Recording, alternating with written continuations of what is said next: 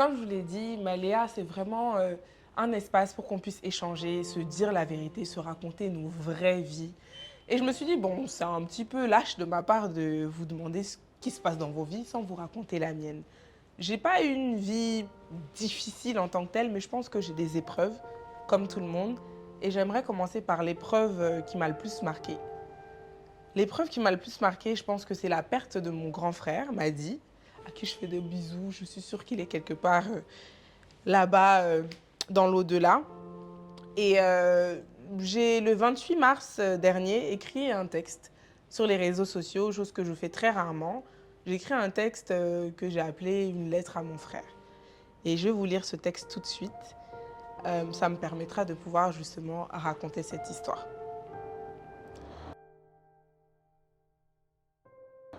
Je me souviendrai toute ma vie de la dernière fois que je t'ai vu debout. Tu étais contrarié, mais jamais tu voulais me faire peur ou me montrer le réel mal-être que tu vivais. Donc tu m'as simplement fait des blagues comme d'habitude et tu m'as fait un bisou sur le front. Tu m'as dit que tu m'aimais et que tu reviendrais, mais tu n'es jamais revenu. Pendant longtemps, je t'en ai voulu de ne pas être revenu. Je t'en ai voulu de m'avoir laissé un rôle pour lequel je n'étais pas prête, celui de consoler maman. Aujourd'hui, ma foi m'apaise et a enlevé ce sentiment qui me rongeait. Je t'avoue que l'incompréhension demeure parfois, mais Allah c'est mieux. Je pense que le plus difficile, c'est d'avoir l'impression que chaque année, j'oublie un petit peu plus le son de ta voix. J'aurais tellement aimé pouvoir t'appeler et te dire quand ça va, me plaindre quand ça ne va pas. Mais aujourd'hui, en pleine période de Ramadan, je me rappelle que j'ai toujours ce moyen spirituel de communiquer avec toi à travers mes prières. Chacune de mes prières ont une pensée pour toi, que tu continues de reposer en paix, et je prie chaque jour pour que tu me répondes à ta façon, que tu me montres que tu es toujours là, que tu me regardes et que tu veilles sur maman, Yahi et moi. Rien ni personne ne pourra jamais combler le vide que tu as laissé dans nos vies. Ma plus grosse hantise, c'est que je te déçoive dans ma tâche de sœur et de fille. Je sais que par-dessus tout, tu aurais aimé que je m'assume et que je m'épanouisse dans tous les aspects de ma vie. Et je pense que c'est pour cela que Dieu a placé en moi cette étoile. Cette étoile qui se nourrit de ton absence physique, mais qui se nourrit surtout de la joie de vivre que tu m'as toujours communiquée. Tu me manques, m'a dit, je t'aime, ta petite sœur. Voilà. Donc, je pense qu'à travers ce texte, j'ai pu quand même me libérer un peu. C'est rare parce que, bon, déjà, j'ai perdu mon frère quand j'avais 13 ans, donc j'étais très jeune. Je pense qu'il y a plein de questions qui ont jailli de ce texte et donc je vais répondre aux quelques questions qui semblent les plus redondantes. Alors, on a effectivement tous vu ton texte écrit à ton frère sur tes réseaux qui nous a réellement émus. Alors moi, ma question, la première question qui me vient à l'esprit, c'est qu'est-ce qui s'est réellement passé? Bah, en fait, je pense que c'est ça qui m'a le plus traumatisée même parce que, bon, comme je vous disais déjà, j'avais 13 ans. Donc, il y a plein de choses qu'on n'a pas voulu m'expliquer. Ce que je sais, dont je suis sûre, c'est que, comme je vous ai dit, la dernière fois que j'ai vu mon frère, bah, tout allait bien. Tu vois, je savais que depuis quelque temps, il souffrait de dépression. Il a toujours souffert du manque de sa mère parce que, en fait, bon, on a la même maman et il n'a pas eu la chance de grandir avec ma mère pour des raisons de divorce et son père avait sa garde. Et donc, il a toujours été traumatisé par ça et je pense que ça s'est ressenti dans son adolescence. Et il est décédé à 21 ans, hein, déjà pour que vous sachiez. Donc, il était très jeune et donc ce que je sais, c'est que mentalement, il n'était pas super stable à ce moment-là. Il vivait au Canada, il est venu en France parce que ma mère, avec son intuition de mère, s'est dit qu'elle a besoin de son fils à côté d'elle. Elle l'a fait venir à la maison. Et au bout de quelques jours, ou semaines, je ne sais plus trop, il s'est retrouvé dans une situation où il a dû aller à l'hôpital. La situation, je ne pourrais pas vous la décrire parce que j'ai juste entendu euh, ma mère, mes tantes en parler, mais j'ai jamais eu de vraie conversation avec eux. Donc ça reste encore assez flou. Ce qui a été aussi très dur, c'est que il y a eu beaucoup de rumeurs, parce que c'était quand même quelqu'un qui était très sociable, un peu comme moi, et qui avait beaucoup d'amis.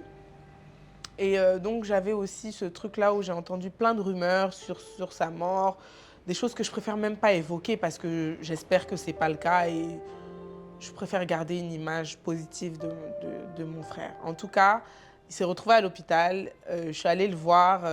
On m'a dit qu'il était endormi et qu'il allait se réveiller. Sauf que quand je suis arrivée dans la salle d'hôpital, il était branché de partout et j'ai compris qu'il n'était pas juste endormi. Je me souviens de m'être effondrée, d'avoir vraiment... Enfin, j'étais dans tous mes états. Et après ça, juste un matin, 28 mars, un matin, je suis à la maison et mon père m'appelle, mon père qui est au Mali, donc ça se passe en France, mais mon père est au Mali et mon père m'appelle parce que c'est le seul qui a eu le courage de m'appeler pour me dire que mon frère était décédé. Ouais, c'est assez deep. Ça se voit que vous étiez très proches. Comment toi, tu te sens personnellement? Comment tu te sens depuis son départ? Je pense que j'ai eu des phases. Je pense que d'abord, quand tu as 13 ans, déjà, comme je disais, tout le monde te protège. Donc déjà, la première fois qu'on me dit qu'il est décédé, j'y crois pas. Je vais jusqu'à appeler l'hôpital dans lequel il est et je leur demande, mais il y a mon frère qui est là, je dis son nom, il est là-bas et tout ça. Et la dame au téléphone, elle me dit, mais je peux pas vous dire en fait. Sinon, mon frère est là-bas, on m'a dit qu'il était mort et tout. Et la dame, elle me dit, non, je peux pas vous donner de réponse, quoi. Donc déjà, je suis dans ce truc-là où j'étais avec une tante qui nous gardait. Et en fait, j'ai appris plus tard que c'est parce que depuis quelques jours, on savait qu'on allait débrancher mon frère. Donc, ils étaient partis, ma mère était partie avec mes tantes, etc. Et c'est l'une de mes tantes qui est restée à la maison, une très bonne amie de ma mère de l'époque qui était restée avec nous. Et les autres sont partis pour le débranchement, en fait. Donc, ils s'apprêtaient à voir qu'est-ce qu'on va dire aux autres enfants, parce que j'étais avec mes cousines et tout à la maison. Comment on va leur expliquer? Et en vrai, on ne nous a pas expliqué. Ils nous ont juste dit qu'il était décédé. Et, et voilà, et après le reste, t'entends les gens parler en fait. Tu es assis, t'entends les gens polémiquer, t'entends les gens dire telle ou telle chose. Et, en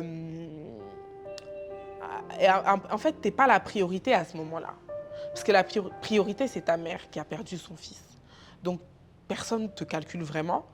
Euh, Je me souviens quand même que j'ai ma grande sœur, la plus âgée du côté de mon papa, qui a fait le déplacement. Elle était en Suisse à ce moment-là. Elle est venue à Paris. Elle est restée avec moi. On a passé une nuit ensemble. Et je sais qu'elle, c'était la première personne en fait qui me demandait est-ce que ça va. Et ça faisait peut-être 2, 3 jours déjà. Et, mais après ça, plus jamais. On m'a plus demandé en fait. Parce que fallait endosser la cape de tu dois protéger ta maman. Et donc, à 13 ans, c'est difficile de faire ça. Mais c'est encore plus difficile quand tu deviens genre jeune adulte et que maintenant, tu dois assumer. Alors, je ne dis pas que les gens m'ont imposé ça. Hein. Je pense qu'inconsciemment, je me le suis imposé moi-même. Je me suis imposé de remplir le rôle que mon frère aurait rempli dans la vie de ma mère et dans la vie de ma sœur, Yael.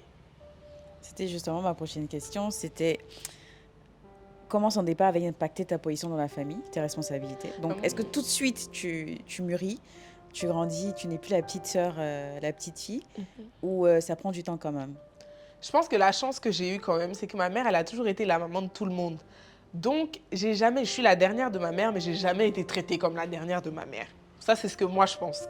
Peut-être qu'elle dirait le contraire, parce que j'étais quand même gâtée. Je dirais pas que j'étais pas gâtée, mais j'ai jamais été genre la dernière. Parce qu'il y a toujours eu les petites cousines qui venaient à la maison. Et puis même celles qui étaient plus âgées, elles avaient plus, ma mère leur accordait plus de temps que moi.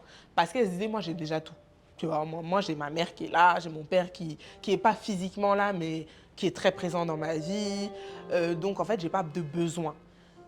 Et je pense que ça a quand même créé des carences affectives, pas du côté de ma mère, parce que ma mère, c'est quelqu'un qui est tellement pleine d'amour. Mais ça a quand même créé des carences où je me disais, bon, physiquement, mon père, il n'est pas là. Et ensuite, maintenant, mon frère n'est pas là. Et c'était les deux grosses figures masculines dans ma vie. J'ai un autre grand frère et un petit frère, mais avec qui j'ai pas vécu avec mon autre grand frère. Et mon petit frère, c'est différent. C'est moi la grande sœur. Donc, c'était vraiment... maintenant, ok, tu as le rôle de Renée, qui déjà est un rôle important de rassembleuse, il faut accepter tout le monde, il faut partager tes jouets avec tout le monde. On voit ça petit, mais en fait, c'est des choses avec lesquelles tu grandis. Et je pense qu'aujourd'hui, bon, les gens qui me fréquentent, qui me connaissent personnellement, ils savent à quel point j'aime partager. J'aime avoir un rôle important dans la vie de chaque personne que je côtoie. Et je pense que ça naît de ça. Ensuite, quand mon frère décède, c'est encore pire. Parce que je me dis que ma mère, émotionnellement, était très, très, très attachée à mon frère, plus qu'à nous, je pense, de par leur histoire, parce qu'ils ont eu une histoire compliquée, mère-fils, mais une histoire d'amour exceptionnelle. C'est-à-dire que le lien qu'ils avaient, il était indescriptible. Et c'est un lien que je pense, à un moment, j'ai cherché à recréer. Et en fait, à un moment, tu as la désillusion où tu te dis, mais en fait, tu peux pas être lui, tu vois. Et à un moment, j'allais même jusqu'à en vouloir à ma mère parce que j'avais l'impression que c'était elle qui m'obligeait à être comme lui. Alors que non. Parce qu'après, c'est une maman, c'est naturel. Elle faisait des comparaisons, mais ça, qu'il soit vivant ou mort, elle l'aurait fait.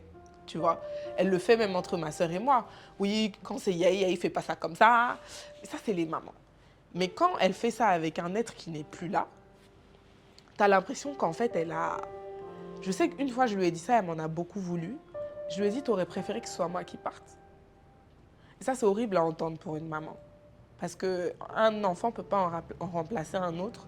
Et jamais tu pourrais choisir entre lequel de tes enfants tu aimerais perdre. Qui veut perdre son enfant? Tu vois? Et je sais que j'ai été dure aussi envers ma mère à un moment. Parce que je lui attribuais mon mal-être de oui, tu veux que je sois comme Madi, alors que non, elle n'a jamais voulu que je sois comme Madi. C'est moi qui me suis imposé ça. D'accord. Alors, comment on réussit à surmonter ce type d'épreuve selon toi? Parce qu'on échangeait tout à l'heure, tu disais que c'est différent de père de parents et père d'un frère ou une sœur. C'est très différent pour toi. Donc, déjà, la différence, elle se situe à quel niveau? Est-ce que c'est plus difficile ou pas? Et comment tu réussis à surmonter? C'est vrai qu'on n'oublie pas, c'est impossible. Ouais. Mais comment tu fais pour te sentir mieux chaque jour, pour accepter et passer à autre chose? Là où je dis qu'il y a une différence, déjà, c'est pas le premier être cher que j'ai perdu. J'avais perdu ma grande cousine qui était comme ma sœur, que ma mère aussi a élevée, sauf que j'étais beaucoup plus petite, j'avais 6-7 ans. Donc je ne l'ai pas vécu comme j'ai vécu la perte de mon frère. Donc déjà, je pense qu'il y a la notion d'âge. Ensuite, il y a la notion aussi de proximité, parce que mon frère et moi, on n'a pas vécu sous le même toit. On n'a pas vécu sous le même toit, mais son histoire avec ma mère, comme je le disais, je l'ai toujours entendue. Et c'est arrivé justement à 18-19 ans, quand il commence à être indépendant, qu'il va à l'université, qu'il se rapproche de nous en fait. Donc c'est au moment où je commence à bâtir une vraie relation avec mon frère qu'il part. Donc c'est là, je pense que ça me fait encore plus mal. Et aujourd'hui, j'imagine pas, j'ai d'autres frères et sœurs, mais j'imagine pas ma vie sans aucun d'entre eux. Alors bien sûr, tu n'imagines pas ta vie sans tes parents non plus. J'imagine pas ma vie sans ma mère, j'imagine pas ma vie sans mon père, mais tu vois, le cycle naturel de la vie fait que tu sais que tes parents vont partir et tu espères qu'ils vont partir avant tes frères et sœurs. Tu vois, tu espères que c'est vous qui allez les enterrer ensemble. Donc, je pense qu'il y a cette notion-là qui fait qu'il y a une différence entre quand c'est ton père ou ta mère que quand c'est ton frère. Ensuite, il y a aussi quand c'est ton enfant, parce que quand je vois ma mère, la détresse constante qu'elle a depuis, parce que ça fait 15 ans cette année, mais on dirait que c'était hier. Et chacun vit son deuil comme il peut, chacun grieve comme il peut, mais on peut pas comparer la douleur, tu vois, que chacun ressent. Je pense que je peux pas dire que si ma mère s'en va aujourd'hui, je ne sais pas ce que je deviendrai, tu vois. Donc je ne peux pas dire que ce sera plus grave, mon frère, que ma mère. Mais ce que je sais, c'est qu'actuellement, ce que je vis avec mon frère, j'aurais jamais pensé vivre ça comme ça aussi longtemps après. Parce que plus le temps passe, plus c'est dur. Plus le temps passe, plus je vois les endroits où il me manque, en fait. Tu vois, les moments où j'ai besoin de conseils et où je sais que lui, il m'aurait conseillé et pas quelqu'un d'autre, tu vois. Donc, je pense que c'est vraiment ça. J'aimerais revenir sur un point. Tout à l'heure, tu as dit que ça fait 15 ans, mais pour maman, c'était comme si c'était hier. Comment toi, en tant que fille, tu vis cette situation, c'est-à-dire avec elle, au quotidien, et comment tu l'aides à surmonter? Donc, comment tu l'aides à passer outre? Parce que ça n'a pas du tout l'air de guérir ou même de réduire, j'ai l'impression. Ah non, ça c'est pire. Ouais. Je pense que ça ne pourra jamais réduire. J'imagine même pas ce que c'est que de perdre son enfant. Je le souhaite à personne. Et moi, je pense que j'ai deux positionnements. Tu vois, il y a des moments où je fuis carrément. Je fuis parce que je ne suis pas assez forte pour être à ses côtés, tu vois. Et Les jours où elle, ça va vraiment pas et que moi, je sais que je peux tenir, là, je suis à côté d'elle, on va parler d'autres choses, on va... Mais là, par exemple, ce 28 mars, j'étais au travail, j'étais très occupée, j'ai fait exprès de m'occuper jusqu'à 22 heures. Parce que je ne voulais pas rentrer à la maison, je ne voulais pas la voir, parce que je ne pouvais pas être assez forte à ses côtés. Et, euh, et je pense que ça a toujours été comme ça. Il y a des moments où, quand j'étais plus jeune, j'étais là, je restais avec elle, parce que j'exprimais moins mes sentiments. Mais avec le temps, j'ai appris à parler. Avant, je ne parlais pas du tout de mon frère. J'en parlais très rarement, qu'à mes meilleurs amis ou quoi. Mais j'en parlais pas. Je postais des photos en passant, mais les gens ne savaient même pas quel lien j'avais forcément avec lui ou quoi. Donc, c'était plus facile avant. Ok. Et il y a des moments, on se fait un petit ping-pong avec ma sœur et moi. Toute la journée, on s'écrit le jour de l'anniversaire de son décès, le jour de son anniversaire, la date de son mariage. Tu vois, toutes les dates clés, on s'écrit, ma sœur et moi, toute la journée pour dire alors ça va, c'est comment, et maman. Et en fait, on se demande même pas si nous, on va bien. Tu vois. Ah, ok. C'est rare que je demande à ma sœur, toi, ça va. Ok, d'accord. Et c'est rare, mais c'est ces dernières années-là qu'on a commencé à le faire. Sinon, d'habitude, j'ai aussi mon grand cousin qui est le premier de la famille. Pareil, lui, il m'a appelé. Là, le 28, il m'appelle et il me dit « Et Tata, elle est où ?» Elle est à la maison. Et le pire, c'est que quand il m'appelle, j'étais en larmes. Mais vraiment, je venais juste de fondre en larmes. J'étais au bout du rouleau. Et il m'appelle, il me dit « Et Tata, elle va bien ?» Je dis « Oui, elle va bien. » « Elle est où ?» Je dis « Elle est à la maison. »« Et toi, t'es où ?» Je dis « Je suis dehors. » « Mais rentre. » Je dis « Oui, je vais rentrer. » Il me dit « Dès que tu arrives, tu me dis comment est-ce qu'elle va. » Je dis « Ok, il n'y a pas de problème. Ok. » Tu vois, Ouais. vraiment, hein, c'est... Il y a des jours avec, il y a des jours sans, il y a des jours où elle le montre moins. Je sais qu'elle va rentrer dans sa chambre et qu'elle va pleurer ou qu'elle va en tout cas être dans son mood. Mais elle va essayer de, tu vois, nous montrer que ça va et tout. Mais il y a des années où elle n'y arrive pas. D'accord. Tu as dit tout à l'heure la date de son mariage. Oui, ah oui, parce qu'il venait de se marier. Ah. Et je pense que c'est ça aussi qui fait mal. Parce que il s'est marié quelques mois avant de décéder. Donc imaginez l'état de sa femme. Ouais. Imaginez. Elle, moi, je peux même pas la voir. Même une photo d'elle, je peux pas. Ah, tu la connais pas? Je la connais, mais je peux plus. Genre, je ne veux pas... Ça me fait beaucoup trop mal D'accord. de la voir parce qu'elle est la personne qui me rappelle le plus mon frère. Tu vois. Il a aussi sa meilleure amie, Marie-Lou, à qui je fais des bisous d'ailleurs, parce que je sais qu'elle va regarder, qui est très proche de ma mère, de mes sœurs et moi. Qui était sa jumelle, quoi. Tu vois, ils ont tout fait ensemble. Mais même elle, je lui ai dit, ce 28 mars-là, je lui ai dit pour la première fois qu'en fait, tu sais, si je te parle pas tous les jours et tout, c'est parce que j'arrive pas à te parler. Parce que tu me rappelles trop, m'a dit. Et j'ai peur, en fait, de craquer à chaque fois que je te vois ou à chaque fois que je te parle. Et elle a été très compréhensive et très douce toujours. Tu vois, elle me rappelle qu'elle est là, elle me rappelle qu'elle est la personne qu'il connaît le mieux. Parce que oui, nous, on est sa famille, mais on sait tous qu'on est beaucoup plus, tu vois, ouverts avec nos amis et tout. Et Marie-Lou, c'était sa sœur et sa meilleure amie. Donc, ça m'apaise quand même de discuter de temps en temps avec des personnes qui l'ont connu. Souvent sur Instagram, il y a des gens qui m'écrivent même et qui me disent « Ah, j'ai connu ton frère, ça me fait plaisir. » Mais j'aime pas avoir des relations, tu vois, deep avec eux. Franchement, j'aime pas. Ouais. J'aime pas, c'est une façon pour moi de me protéger. La seule avec qui j'arrive à parler même, c'est Marie-Lou. D'accord. Donc, tu es plus en contact avec sa femme? Je suis en contact avec... si, quand même. Et puis, en fait, après moi, du côté de maman, je suis sa dernière petite sœur, mais du côté de son papa, il a aussi des petits frères et sœurs qui vivent la même chose que moi, qui étaient plus jeunes que moi, qui donc peut-être le vivent différemment. Il y en a qui ne l'ont pas connu, parmi les derniers. Et pour celles qui l'ont connu, celle qui est juste après moi, je sais que c'est tout aussi dur, tu vois. Donc, on se parle, on ne se fréquente pas tous les jours, mais on se parle et dans des dates comme ça, justement, on se soutient, on s'appelle, tu vois, on essaye au maximum d'être là les unes pour les autres, mais c'est pas facile, tu vois. C'est pas facile parce que c'était lui notre lien et notre lien n'est plus là. Justement, ça me fait penser à quelque chose. C'est assez rassembleur, ça, j'ai l'impression. Oui, alors Ce genre c'est autant, d'épreuve. ça peut soit diviser, soit rassembler. D'accord. Parce que je t'avoue que même du côté de ma maman, moi, il y a des gens à qui je parle plus.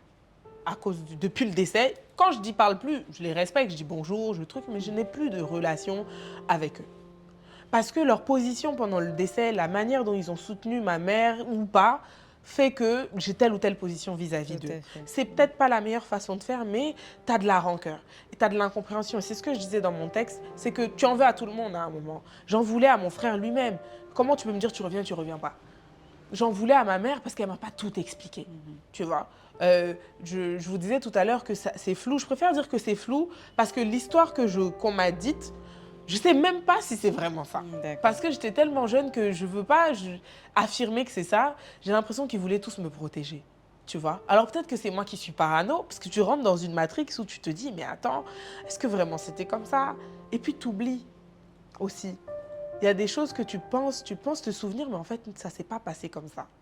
Et comme je disais aussi, tu as peur d'oublier sa voix, tu as peur d'oublier sa façon d'être, tu as des photos. Mais en 2009, c'est pas comme aujourd'hui. Moi, j'étais pas autant sur les réseaux. C'est lui qui m'a fait créer Facebook d'ailleurs pour rester en contact avec lui. Mais tu vois, on n'avait pas ce niveau-là de on se filmait tout le temps. Et c'est ses amis parfois qui m'envoient des vidéos où je peux au moins entendre sa voix. Parce que tu oublies. C'est ça. T'oublies. Et ta plus grosse crainte, c'est d'oublier ton être qui a disparu, quoi. Justement, ça me fait penser à quelque chose aussi, c'est que, est-ce que à ces dates-là où souvent tu te mets à regarder les vidéos, rien que pour l'entendre, Oui. rien que pour le voir, C'est la pire chose à faire. voilà, je pense aussi. C'est la pire chose à faire, mais je le fais. Et il y a une Ouais. vidéo en particulier que je regarde chaque année le 28 mars. Je la regarde pas si c'est pas le 28 mars. Chaque année le 28 mars, je regarde une vidéo. C'est un clip qu'ils ont tourné avec des amis à lui. Mais c'est lui qui est à l'ouverture du clip et qui fait une petite blague et tout. Et ça, tu vois, ça me rappelle toute sa personnalité en quelques instants. Et ça, je regarde et ça me fait toujours pleurer. Et des fois, j'attends la fin de la journée pour le faire. Comme ça, je pleure toute la nuit dans mon lit. Mais au moins, j'aurais regardé cette vidéo ce jour-là. Et je lui demande tout le temps pardon parce que j'ai l'impression que je l'oublie pas, mais j'ai l'impression que je manifeste pas assez le fait que je pense à lui. Comment son départ a impacté ta vie en général? Ça m'a rendue indépendante, émotionnellement, tu vois. De nature, je pense que quand je suis déjà indépendante de nature, hein, même sans la perte de mon frère, mais je pense que ça m'a forcée à être indépendante plus tôt. Ça m'a aussi... ça, je sais pas si c'est positif, mais du coup, je me mets beaucoup de poids sur le dos pour non seulement faire plaisir à ma mère, la rendre fière et, comme je disais tout à l'heure, tenter de combler une petite partie de ce vide-là. Donc, ça se ressent dans mon travail. Et ça, c'est les gens de l'extérieur, ils me disent tout le temps, mais tu fais 1000 choses à la fois. Je fais 1000 choses parce que j'ai besoin que... Je sais pas comment dire ça, mais en fait, je crois que c'est l'approbation de ma mère que je recherche. Tu vois, j'ai besoin qu'en fait, à chaque fois que je fasse quelque chose, elle soit fière, qu'elle soit contente et qu'elle se dise, waouh, ma fille, elle peut faire tout ça. Tu vois. Surtout qu'elle aussi, elle me montre que malgré tout, ça l'a affaibli beaucoup, mais ça l'a pas abattu. Elle travaille toujours, elle a 63 ans, elle est toujours active, elle fait 1000 choses, elle m'inspire au quotidien et ça fait que je prends des responsabilités qui ne m'incombent pas forcément. Que ce soit au niveau de la famille ou dans mon travail ou dans mes relations humaines, je suis toujours là à vouloir faire la justicière et c'est peut-être un trait de caractère que j'aurais pas développé autant si j'avais pas perdu mon frère. Mais ça, c'est des trucs dont tu te rends compte quand les gens te parlent. Parce que récemment, j'ai ma grande sœur Fifi qui me disait ça, qui me disait « Mais arrête de trop vouloir en faire parce que c'est bien, mais c'est pas bien. Ça te dénature et ça te crée un mal-être que toi seul connais. Parce que j'ai l'air souriante, j'ai l'air joyeuse tout le temps. Mais en fait, je ne le suis pas tellement tout le temps. Tu vois. Justement. Ouais. Et j'ai appris à avoir ce masque où je suis tout le temps contente. Et à un moment dans mon adolescence, j'ai arrêté de faire ça. J'avais peut-être 18-19 ans, j'ai arrêté de faire semblant à un moment. Et ma mère, elle se dit, mais Renée, elle est devenue folle. Tu vois, Renée est devenue impolie, alors que c'était pas ça. Je me tapais un petit peu ma crise de... Je veux être moi-même, en fait. J'en ai marre de devoir porter la casquette de tout le monde. Personne ne m'avait demandé de le faire, au fond. C'est justement ce que je voulais te dire. Est-ce Personne que tu m'a n'as pas besoin de demandé. relâcher? Et qu'est-ce qui peut t'aider à relâcher? Est-ce que c'est le fait que maman te dise clairement, Renée, tu n'as pas à prendre la responsabilité de ton frère, laisse tomber, relâche, vis ta vie comme tu l'entends, ou c'est toi-même qui dois réussir Je pense que à te ça doit venir de moi. Si je dois déconnecter. attendre à chaque fois que quelqu'un me dise je vais pas m'en sortir. Ouais, ok. Surtout pas ma mère. Parce que elle a sa réalité, elle a sa manière de vivre le deuil. Et ma mère est très expressive. Hein. C'est pas une maman qui est pas expressive. Mais quand il s'agit de ça, c'est différent. C'est différent. Donc elle me booste beaucoup. Dans tout ce que je fais, ma mère, elle est la première assise au premier rang à me, tu vois, à m'encenser et tout. Elle est toujours là dans tout ce que je fais. Elle m'accompagne dans tout. Même les choses où on dit, ouais, mais ta mère, elle a accepté ça. Ma mère est toujours là, tu vois. Elle va toujours me défendre en public. Derrière, elle peut m'insulter, elle peut me... Tu vois. Et puis, elle est toujours très objective. C'est ma première critique, mais en même temps, c'est ma première fan. Tu vois. Donc, elle est expressive, mais parfois, justement, le fait qu'elle soit si expressive, ça m'ajoute une pression. D'accord. Elle en est consciente. Parce que récemment, on en a discuté. Et même quand elle n'en discute pas avec moi, par contre, elle en parle aux gens. Elle dit tout le temps aux gens, elle dit une phrase que beaucoup de gens m'ont répétée. Ils me disent que ma mère dit que sans moi, elle n'aurait jamais pu élever autant d'enfants. Qu'elle remercie Dieu de m'avoir, parce que sans moi, elle n'aurait pas pu élever autant d'enfants. Et ça, c'est une fierté pour moi. Oui, Parce que ça veut dire que quelque part, la mission que je veux mener, là, j'ai réussi un petit peu. Un petit peu. Alors, est-ce que tu aurais une anecdote à nous partager avec ton frère? Ouais, alors j'en ai une qui me vient en tête. Alors quand il venait en vacances à Paris, en fait ma mère elle lui disait tout le temps, enfin quand ma mère allait au travail et qu'elle nous laissait à la maison, elle lui disait de passer l'aspirateur. Et comme monsieur détestait passer l'aspirateur, il me forçait à passer l'aspirateur. Sauf que moi je voulais pas passer l'aspirateur. Donc du coup je lui disais, ah je m'en fous, je fais pas. Quand maman vient, elle va voir que t'as pas fait. Donc, qu'est-ce qu'il faisait? Il prenait, vous voyez, il enlevait le bout de l'aspirateur là. Ouais. Et il aspirait mes cheveux jusqu'à j'avais des trous dans la tête, Non. pour vous dire. Sauf que quand maman est rentrée, je racontais à maman et puis maman, elle me défendait toujours. Donc, il avait la rage parce que j'étais quand même la préférée. La préférée. Oui, Voilà je un peu. Alors, j'ai une avant-dernière question. Ouais. Une dernière question, c'est... Ton frère, c'était quand même ton modèle.